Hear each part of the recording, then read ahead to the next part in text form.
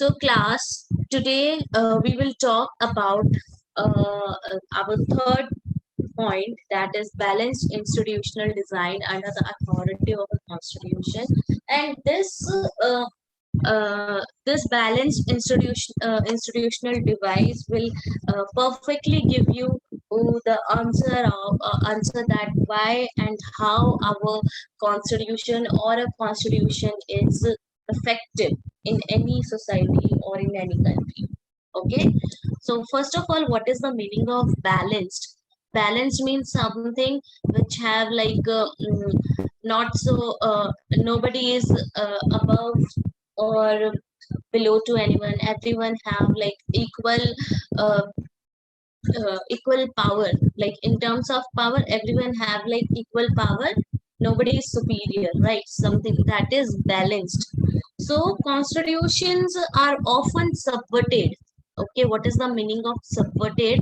Subverted means like you uh, not stable.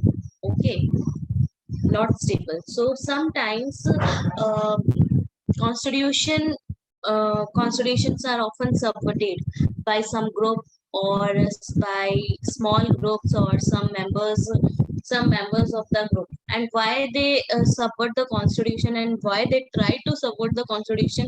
Because they wish to enhance their power. They wanted to expand their power. That's why they try to subvert or subvert the constitution.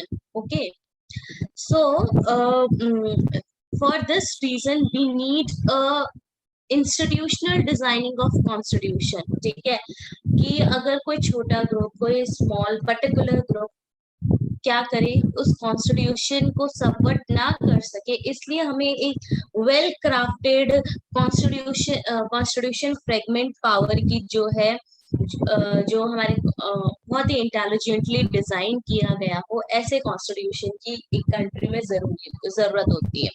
So well crafted constitution fragment power, it means कि इतने अच्छे तरीके से आप अपने constitution को prepare करो, वहां पे किसी की मोनोपोली ना हो, सबको जो पावर्स जो है फ्रेगमेंट कर दो. फ्रेगमेंट मीन्स डिवाइड कर दो.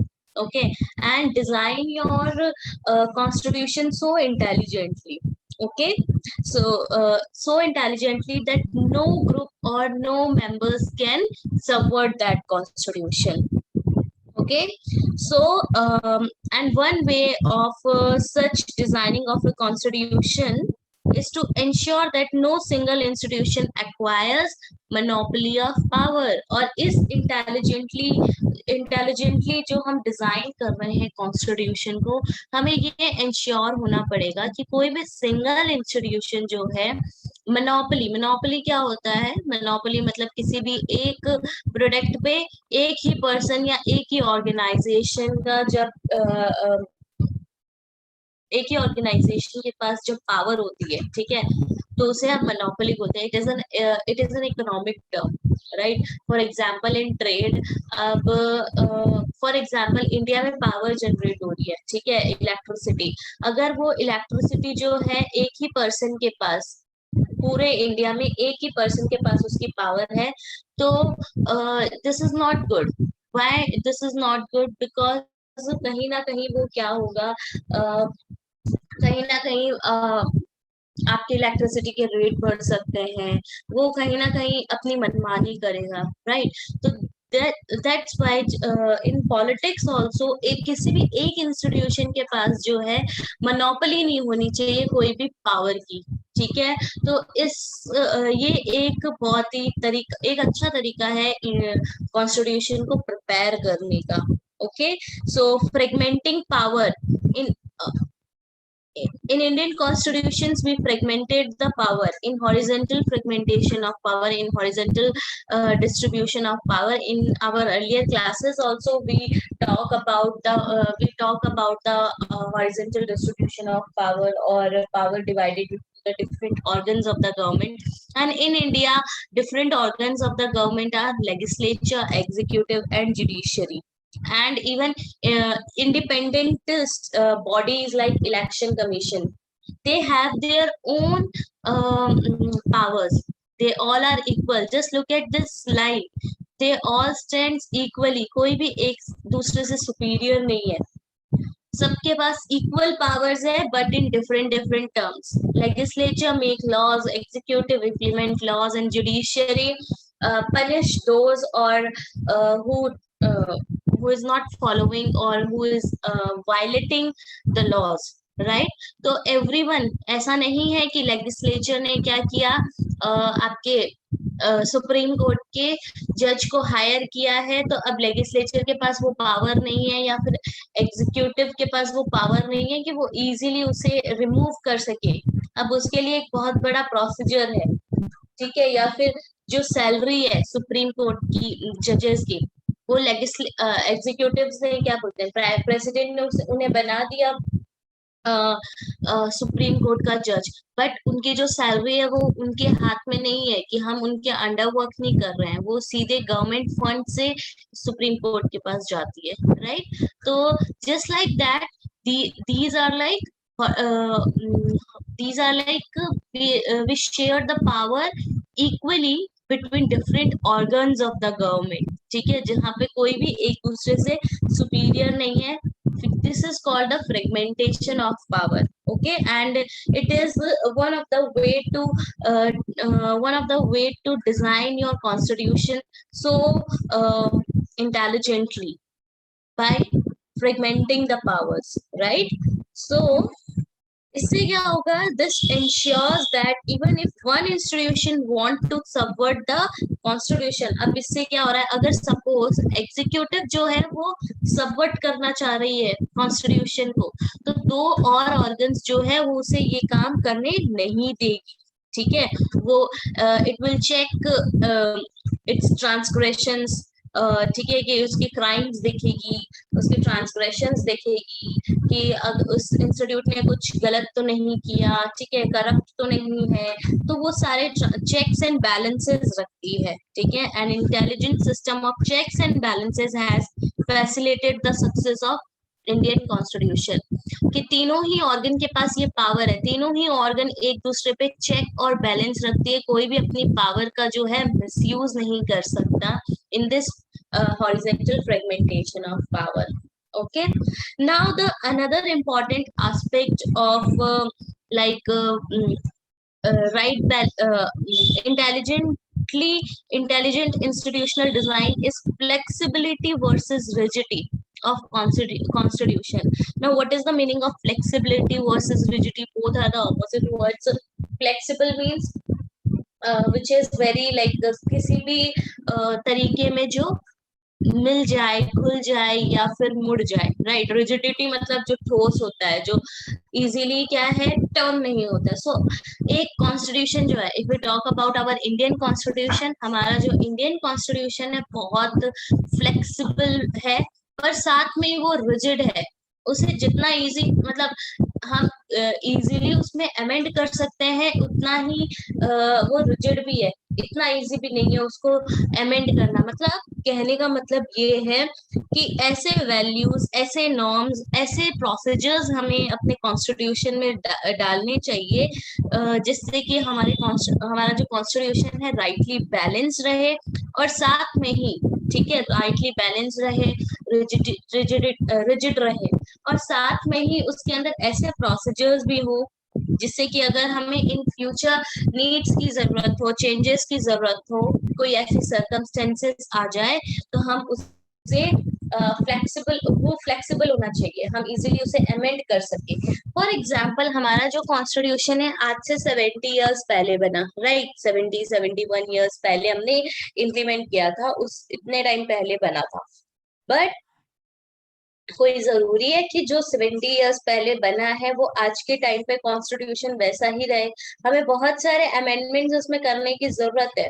For example right to property पहले फंडामेंटल राइट था, बट अब क्या किया कि अब हमें फंडामेंटल राइट टू प्रॉपर्टी को हमें फंडामेंटल राइट नहीं चाहिए, क्योंकि बहुत अब गवर्नमेंट को डेवलपमेंट के लिए लैंड्स चाहिए थी, ठीक है? और अगर राइट टू प्रॉपर्टी देखते तो वो लैंड गवर्नमेंट को मिल ही नहीं पाती और इकोनॉमी की क्या है, डेवलपमेंट ही नहीं हो पाती।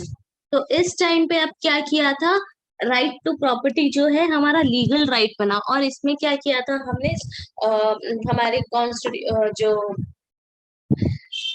पावरफुल बॉडीज है जो, ठीक है, जो लेजिस्लेचर, एग्जीक्यूटिव, जुडिशरी जी के डिफरेंट ऑर्गन्स है, उन्होंने क्या किया, उन्होंने उसको अमेंड किया।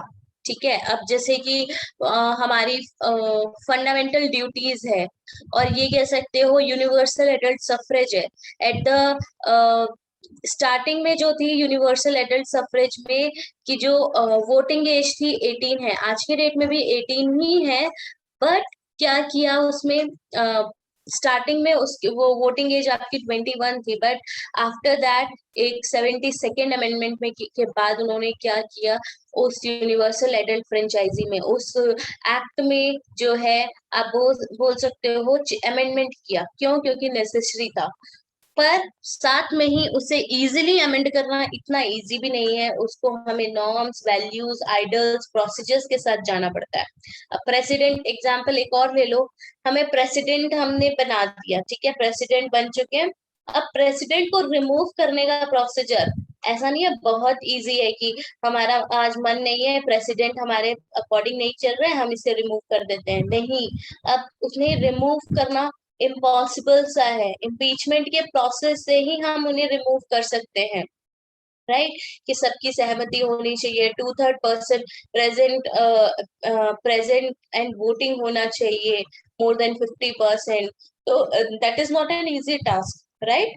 तो जस्ट लाइक दैट, एक और जो आप बोल सकते हो कि इंस्टीट्यूशनल इंटेलिजेंट इंस्टीट्यूशनल डिजाइन जो है हम कर सकते हैं कि एक राइट बैलेंस रहे। ठीक है, लाइक रिजिड भी है तो फ्लेक्सिबल भी है, ना ही ज्यादा रिजिड होना चाहिए, ना ही ज्यादा फ्लेक्सिबल होना चाहिए। ओके, सो इससे एक हमारे अंदर क्या रहती है, एक सिक्योरिटी रहती है। So the successful constitution strike the right balance between preserving core values and adapting them to new institutions। Preserving core values, कि हमारी जितनी भी मॉरल वैल्यूज है, कोर वैल्यूज है, ठीक है, उन्हें अडेप्ट करना है हमें हमारे न्यू इंस्टीट्यूशन में। एंड देखेंगे कि we will talk about like our Indian constitution. हमारे इंडियन कॉन्स्टिट्यूशन को एक लिविंग डॉक्यूमेंट बोला गया है। There is a whole chapter about this living document, क्यों कहा गया है, तो वो हम पढ़ेंगे आप आगे आपके चैप्टर्स में, ठीक है। बट प्रिजर्विंग कोर वैल्यूज को प्रिजर्व करके रखना, उनको हमारे न्यू इंस्टीट्यूशन या न्यू कॉन्स्टिट्यूशन में, जो भी हमारा कॉन्स्टिट्यूशन है उसमें अडेप्ट करना, ये जो है बहुत इंपॉर्टेंट है। ठीक है, जिससे कि क्या है, एक बैलेंस रहता है लोगों के अंदर भी। So the Indian Constitution is described as a living document, and by striking a balance between the possibility to change and the limits on such changes। जो मैंने फ्लेक्सिबिलिटी वर्सेस रिजिडिटी बोला, कि फ्लेक्सिबल भी है, कि पॉसिबिलिटी है changes की, but at the time limitations भी हैं।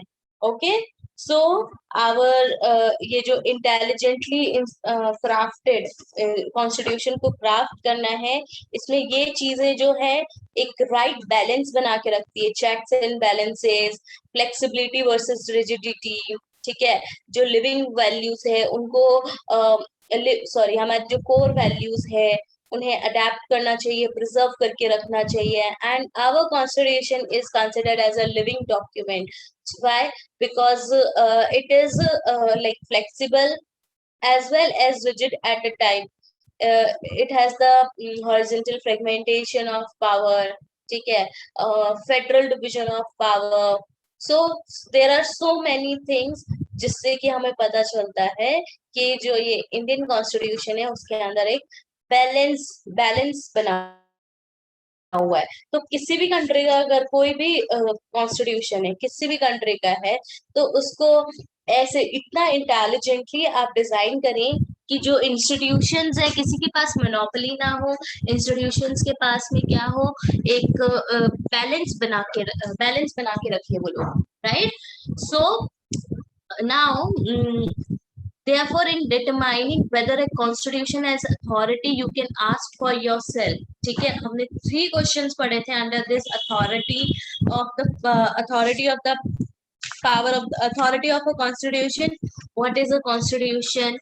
How effective is a constitution? And is a constitution just?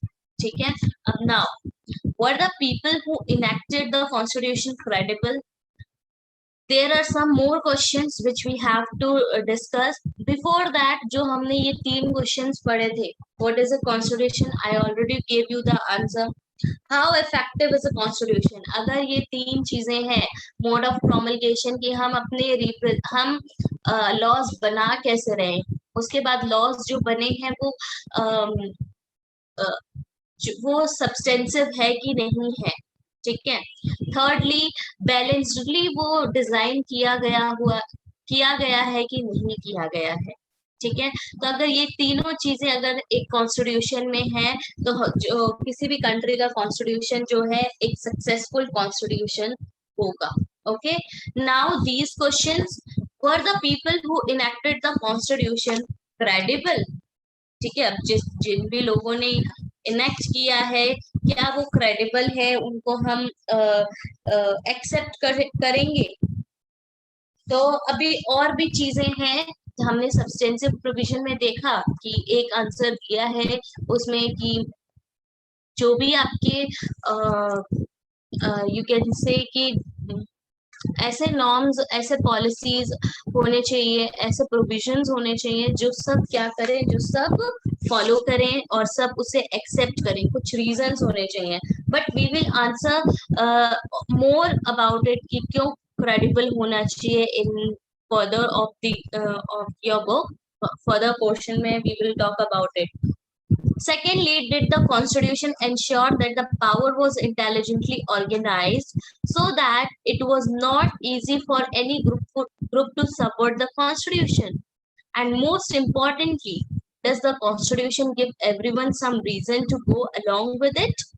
So ये second question आता है, ठीक है, इंश्योरिटी तो दे रहा है, did the constitution ensure the power was intelligently organized, कि intelligently वो organized है कि नहीं है, जो power है organized है कि नहीं है, और क्या किसी भी ग्रुप के लिए बिल्कुल इजी नहीं है कि वो सबवर्ट कर सके कॉन्स्टिट्यूशन को। सो या फिर जो हमारा कॉन्स्टिट्यूशन है, क्या ऐसे रीजंस दे रहा है वो जिससे कि हम उसे एक्सेप्ट करें, ठीक है, या फिर उसके साथ साथ चले। तो again we will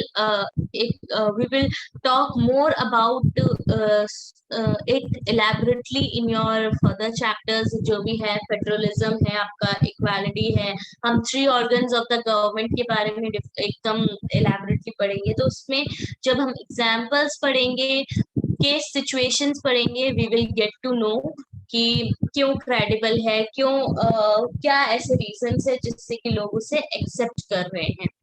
इसका सबसे इजी एग्जांपल, सबसे इजी आंसर यही है कि इंडियन कॉन्स्टिट्यूशन के लिए 70 इयर्स हो गए हमारे कॉन्स्टिट्यूशन को बने हुए, और we all are accepting it, हम एक्सेप्ट कर रहे हैं बिकॉज कुछ ना कुछ रीजंस है कि इक्वालिटी है, फ्रीडम है, ठीक है, इंक्लूसिवनेस है, कुछ ना कुछ रीजंस है जिसकी वजह से हम उसे क्या कर रहे हैं, हमने आज तक उसके अगेंस्ट में प्रोटेस्ट नहीं किया, या फिर हम उसे एक्सेप्ट कर रहे हैं हमारी कंट्री में। तो कुछ ना कुछ उसके रीजंस है obviously. Now third question, in the constitution the locus of people's hopes and aspiration, the ability of the constitution to command voluntary allegiances of the people depends to a certain extent upon whether the constitution is just. So now, what are the principles of justice underlying the Indian constitution? Locus. Now, constitution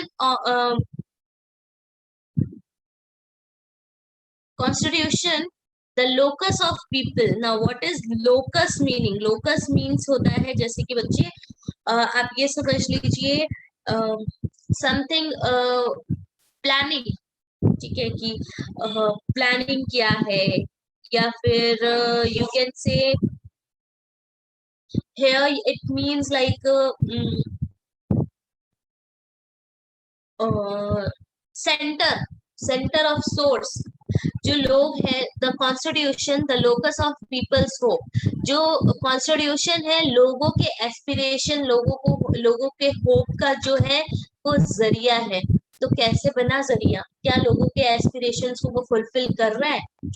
क्या जितने भी एलिजियंसेस हो रहे हैं, ठीक है, the ability of the constitution to command voluntary allegiances of the people depends to a certain extent upon whether the constitution is just। क्या हमारा constitution just है कि नहीं है? ठीक है, ये कमिटमेंट हमारा कॉन्स्टिट्यूशन दे रहा है। ठीक है, क्या जस्टिस के सारे प्रिंसिपल्स इंडियन कॉन्स्टिट्यूशन में है? So these are some of the questions which we will answer in further in this book. Okay, so now class, this is all about these three points under the authority of a constitution। mode of promulgation में हमने क्या पढ़ा? mode of promulgation में हमने पढ़ा कि हमने क्या है, इंडियन कॉन्स्टिट्यूशन में अपने इलेक्टेड रिप्रेजेंटेटिव को चूज किया, और चूज करने के बाद हमने क्या किया, हमारे कॉन्स्टिट्यूएंट असेंबली ने क्या किया, हमारे लिए कॉन्स्टिट्यूशन बनाया। तो ये एक जरिया था हमारा डिजाइन करने का constitution. Secondly substantive provision. Substantive कि हम उसे कंसीडर कर रहे हैं। क्यों कंसीडर कर रहे हैं? क्योंकि वो कोई ना कोई एक ऐसा रीजन दे रहा है कि जिसे हम उसे फॉलो करें। एंड थर्डली, जो हमारा कॉन्स्टिट्यूशन है एक बैलेंस्ड तरीके से क्या हुआ है, डिजाइन हुआ है। किसी भी सिंगल इंस्टीट्यूशन या सिंगल पावर के पास क्या है, कोई सिंगल ऑर्गेनाइजेशन के पास जो है मोनोपोली नहीं है, पावर नहीं है। Okay class, so this is all about this topic.